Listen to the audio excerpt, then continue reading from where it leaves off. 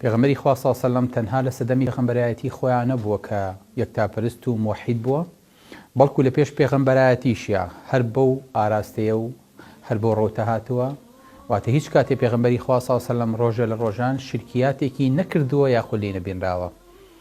بەڵگەت چییە بۆ ئەمە مامۆستا بەڕێزەکەم؟ یاخود چۆن پێغەمبەری خوا خوای ناسیوە ئەگەر پێشتر پێشەنگی بۆ ئەم کارە نەبوون؟ بەڵێ، هەر لە سەدەمی پێغەمبەری خوا صلی الله علیه و سلم پاشماوەی دینی ئیبراهیم وجودی هەبووە. کۆمەڵی خەڵکی کەم بە پەنجەکانی یەک دەست نەک دوو دەستیش بژێراون، وەکو لەوانە زەیدی کوڕی عەمری کوڕی نوفەیل، یەکێک لەوانە قسی کوڕی ساعیدە، یەکێک لەوانە وەرەقی کوڕی نەوفل. ئەمانە چوار کەسێک بوون لەسەر دینی ئیبراهیم ماونەتەوە و موحید بوون و داوای یەکتاپەرستیشیان کردووە. تەنانەت زەیدی کوڕی عەمر لە کاتێکا خەڵک بتپەرستی کردووە و خوای نەناسیوە و حەجی کردووە و تویانە لەبەیک اللهم لەبەیک لەبەیک لا شەریکە لەک لەبەیک إلا شەریکا هو لەک تەملیکه وما مەلەک.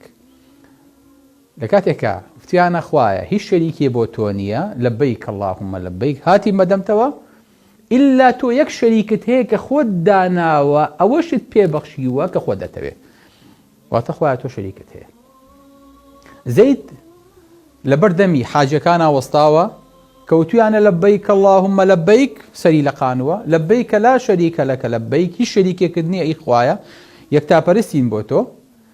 کەوتوێتی إلا شەریکەن هو لەک، وتوێتی مەهمە بۆستن ئەلێر بۆستن، نە تەواو تەلبیەکە ئەو نەیە، لەبەیک اللهم لەبەیک لەبەیکە لا شەریکە لەبەیک. ئیتر ئەوەی تر مەڵێن کە تۆ شەریکێکت هەیە کە خۆت پێرازیت. هیچ کاتێک خوای گەورە ئەم جۆرە شەریکانی نییە، وەکو چۆن ئیساکەین لە زۆربەی دینە منحەریفەکانە سوبحان الله ئەم جۆرە شیرکە بۆ خوای گەورە دانراوە.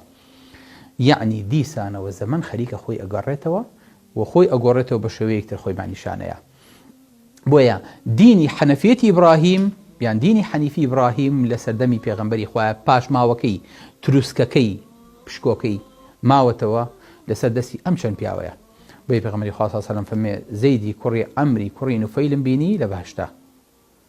بۆیە فەرمێ زەیدی کوڕی عەمری کوڕی نوفەیل لە قیامەتا وەکو یەک ئومەت حەشر کری بەتەنیا. سوبحان الله.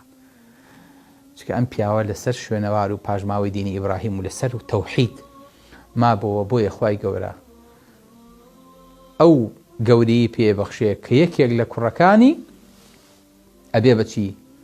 ئەبێ بە زاوای عومەری کوڕی خەتاب و مێردی فاتیمە و یەکێک لە عەشەرەی مبەششەرە کوڕی ئەمن.